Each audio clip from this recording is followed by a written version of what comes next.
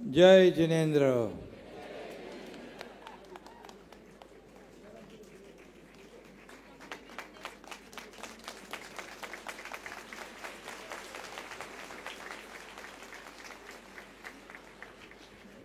आज पंचकल्याणक प्रतिष्ठा महोत्सवाला महामहोत्सवाला उपस्थित आचार्य श्री धर्मसेन महाराज जी, आचार्य श्री चंद्रप्रभ सागर महाराज जी, मुनि श्री वीर सागर जी महाराज जी, मुनि श्री सरल सागर जी महाराज,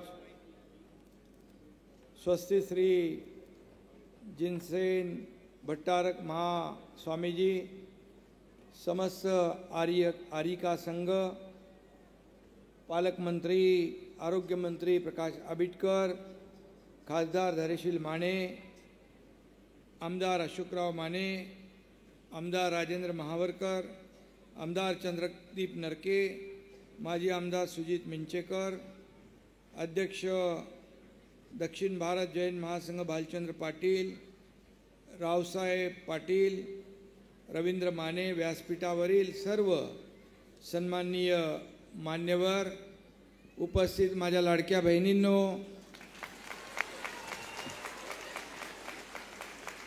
आणि लाडक्या भावांनो,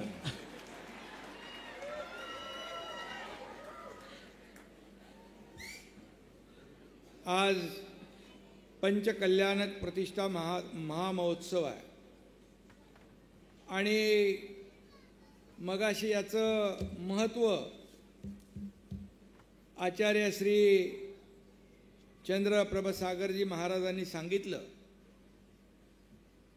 की या महोत्सवामध्ये हा सोहळा केवळ धार्मिक उत्सव नसून खऱ्या अर्थाने आपल्या आत्म्याला शुद्ध करण्याचा, तीर्थंकराच्या मार्गावर चालण्याचा आणि जैन धर्माच्या अमर तत्वांना जीवनात उतरवण्याचा एक सुवर्ण योग आहे, सुवर्ण संधी आहे। आणि म्हणून पंचकल्याण म्हणजे तीर्थंकराच्या जीवनातील 5 पवित्र घटना, गर्भकल्याणक, जन्मकल्याणक आणि तपकल्याणक, ज्ञानकल्याणक आणि मोक्षकल्याणक।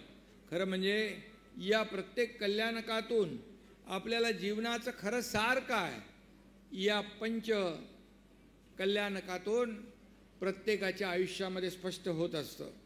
खरं म्हणजे जैन समाज हा अत्यंत संयमी आहे आणि खऱ्या अर्थाने अहिंसा से सुख, त्याग से शांति, मैत्री से प्रगति, ध्यान से सिद्धि हा याच्यावर विश्वास ठेवणारा हा जैन समाज आहे। आणि म्हणून मनुष्य हीच ईश्वर सेवा मानून अहिंसा परमोधर्म असं मानणारा हा जैन समाज आहे। आणि खऱ्या अर्थाने आपल्याकडून प्राणी मात्राला, जीव जंतूला काही त्रास होऊ नये ही भावना मनामध्ये ठेवून दुसऱ्याचं कल्याण करण्याचा आपल्या मनामधला जो काही संकल्प आहे, दुसऱ्याचं कल्याण करावं ही जी काही आपली मनोभावना आहे, मनोवृत्ती आहे, त्याला मी वंदन करतो, त्याला मी नमन करतो आणि आपल्या सगळ्यांना खूप खूप धन्यवाद देतो।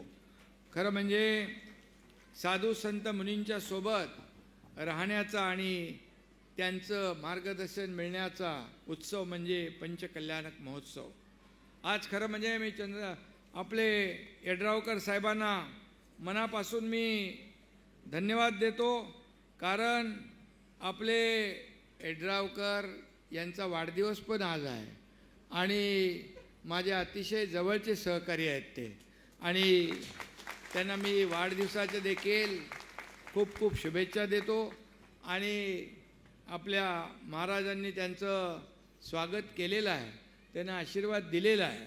खरं म्हणजे एक सर्व समाजाला सोबत घेऊन जाणारा आमदार, माजी मंत्री आणि एक लोकनेता म्हणून त्यांचा आदर्श आहे. आदर्श आमदार कसा असावा तर त्याचं उदाहरण आपले राजेंद्र यड्रावकर आहेत. आणि म्हणून समाजाभिमुख लोकांची सेवा करण्याची जी काय प्रेरणा आहे, ऊर्जा आहे, ही आपल्या सगळ्यांच्या आशीर्वादाने मिळत असते. आणि म्हणून आपण मगाशी माझा सत्कार केला, गुणरत्न भूषण पुरस्कार मला आपण दिलात, त्याबद्दल मी आपला आभारी आहे. मी आपल्याला धन्यवाद देतो, आपले मनापासून आभार मानतो. खरं म्हणजे हा पुरस्कार जो आहे हा माझा एकट्याचा नाही, या सर्वसामान्य जनतेचा आहे. आणि म्हणून मी 2.5 वर्ष मुख्यमंत्री म्हणून जे काम केलं त्याचं मला समाधान आहे, आनंद आहे. कारण या ठिकाणी जो मला वेळ मिळाला, जो कालावधी मिळाला, त्याच्यामध्ये मी जास्तीत जास्त सर्व समाजाला न्याय कसा देता येईल हे प्रथम पाहिलं. मग या राज्याचा विकास असू द्या, रखडलेले प्रकल्प असू द्या, शेतकऱ्यांचे विषय असू द्या, माझ्या लाडक्या बहिणींचे विषय असू द्या, लाडक्या भावांचे असू द्या, ज्येष्ठांचे असू द्या, सगळ्यांचे विषय सोडवण्याचा मी प्रयत्न केला. मला आनंद आहे की जैन समाजासाठी आम्ही जैन समाजाचं महामंडळ देखील केलं, यामध्ये जैन समाज महामंडळ. आणि ते काय माझं कर्तव्य आहे, छोटा विषय आहे तो, पण त्याचंही समाधान आहे. यामध्ये गोमातेला राज्यमातेचा दर्जा देखील देण्याचं काम माझ्या कारकिर्दीमध्ये झालं, याचं देखील मला समाधान आहे.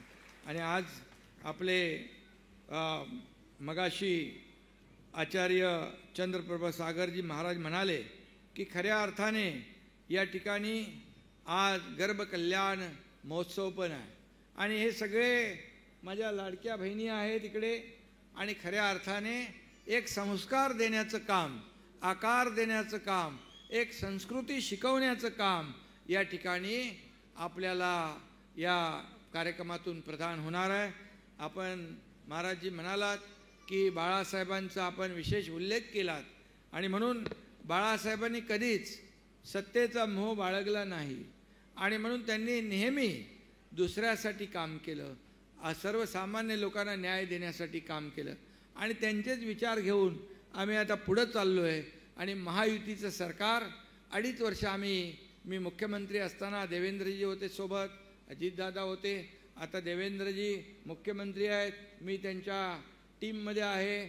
मी तेव्हा CM म्हणजे लोक म्हणायचे चीफ मिनिस्टर, मी म्हणायचो CM म्हणजे कॉमन मॅन. आता देवेंद्रजी CM आहेत, मी DCM आहे. आता मी म्हणतो DCM म्हणजे डेडिकेटेड टू कॉमन मॅन. सर्वसामान्य माणूस आपल्या जीवनामध्ये त्याची नाळ तुटता कामा नये. आणि म्हणून मी आपल्याला एवढंच सांगतो की आजचा हा कार्यक्रमाला उपस्थित राहण्याचा योग मला आमच्या आमदार राजेंद्र यड्रावकरजींमुळे मिळाला. आणि त्यांचा वाढदिवस देखील आज आहे.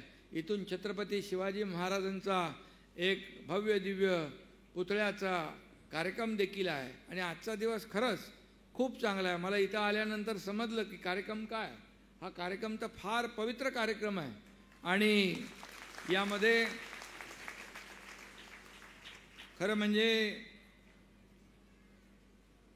प्रत्येकाने अहिंसेचा, करुणेचा आणि आत्मशुद्धीचा मार्ग अवलंबला तर खऱ्या अर्थाने दुःख आपल्या नशिबात कधीच येणार नाही, सुख आणि सुखच येईल. कारण आपण दुसऱ्याला नेहमी मदत करण्याची आपली भावना ठेवली पाहिजे.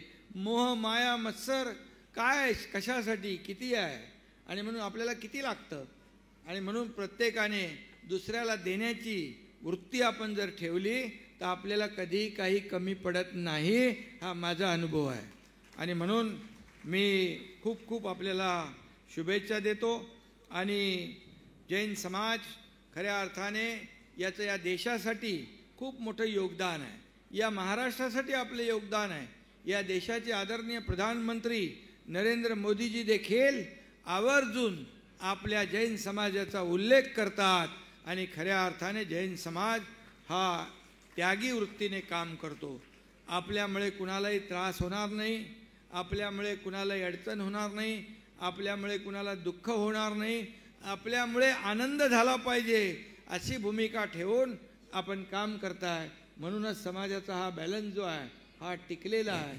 आणि तुम्ही मला मगाशी म्हणालात की स्वाभिमानी, खरंच आपल्याला प्रत्येकाला स्वाभिमान असला पाहिजे, देशाचा असला पाहिजे, राष्ट्राचा असला पाहिजे आणि आपण त्यागाच्या भूमिकेतून काम केलं पाहिजे. आणि म्हणूनच मी बाळासाहेबांनी जी काही शिकवण दिली, 80% समाजकारण 20% राजकारण, त्याच्यावर आम्ही चालण्याचा प्रयत्न करतो आहे. आणि म्हणूनच या राज्याला पुढे नेण्याचं काम आम्ही करू. आणि आम्ही किती राजकारणी असलो, किती मोठे मंत्री असलो, मुख्यमंत्री उपमुख्यमंत्री, तरीसुद्धा आपलं स्थान जे आहे आमच्या वरचं आहे, एवढंच मी या प्रसंगी सांगतो. आणि म्हणून मी पुन्हा एकदा मनापासून धन्यवाद देतो. मगाशी राजेंद्रजी म्हणाले विलेपार्ले मंदिरात जी काही घटना घडलेली आहे ती अतिशय दुर्दैवी आहे. मी तात्काळ मला जेव्हा कळलं, आयुक्तांना मी फोन केला, वापस मंदिर तिथं बनलं पाहिजे हे मी सांगितलं.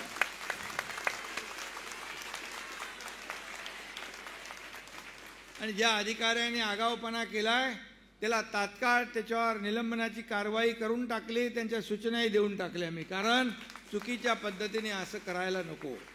आणि म्हणून त्याच्यात मी स्वतः लक्ष घालतोय. आणि मी जिथं लक्ष घालतो ते आपल्याला माहीत आहे, पूर्ण घालतो.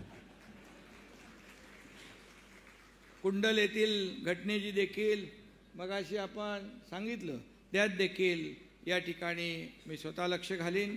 कारण शेवटी आपलं हे काय आज मोठं काम आपण उभं करताय, इथं मोठं हॉस्पिटल होतं आहे, आयुर्वेदिक हॉस्पिटल आहे. आणि आयुषच्या माध्यमातून देखील आपल्याला काय करता येईल त्या देखील आपण त्यामध्ये देखील लक्ष घालू, एवढं मी आपल्याला या ठिकाणी सांगतो. आणि पुन्हा एकदा मी आपल्याला मनापासून हत्तीचा जो विषय आहे त्याच्यामध्ये मी देखील, कारण तुमचं परंपरागत आहे ते, त्याच्यामध्ये मी लक्ष घालतो. आणि आपल्याला कुठलंही समाजाला अडचण होणार नाही याच्यावर आपण काम करूया. पुन्हा एकदा मनापासून मी धन्यवाद देतो. मला आज आपण या ठिकाणी पुरस्कार दिलात आणि त्याबद्दल मी आपला ऋणी आहे. मनापासून आपल्याला धन्यवाद. जय हिंद, जय जिनेंद्र.